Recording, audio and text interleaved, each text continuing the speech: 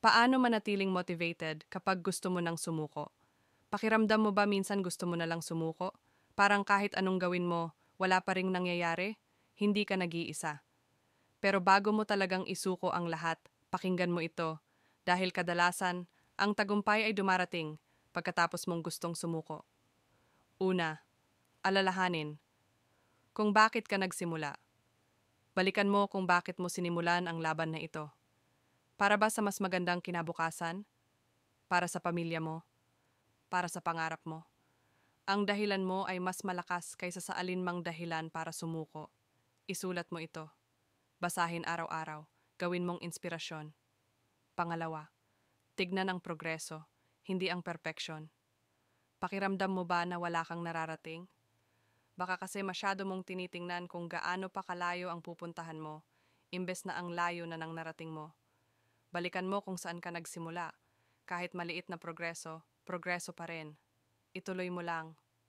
Pangatlo, magpahinga, pero huwag sumuko.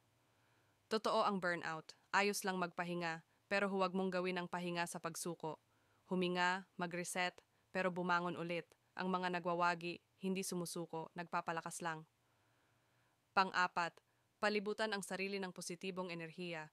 Ang paligid mo ang huhubog sa mindset mo. Iwasan ang mga negatibong tao. Makinig sa mga nakaka-inspire. Sundan ang mga taong nagbibigay sa'yo ng motivation. Ang energy ay nakakahawa. Kailangan mong piliin ang mabuti. Panglima, gawin lang ang susunod na hakbang. Kapag pakiramdam mo parang hindi mo kaya, huwag mong isipin ang buong laban. Isipin mo lang ang susunod na hakbang. Isang maliit na aksyon lang. Ang aksyon ay mas malakas kaysa sa sobrang pag-iisip. Ang tagumpay ay ginagawa ng paisa-isang hakbang. Mas malakas ka kaysa sa iniisip mo. Kaya sabihin mo sa akin, ano ang isang bagay na gagawin mo ngayon para magpatuloy? I-comment mo sa baba at sama-sama tayong magtagumpay.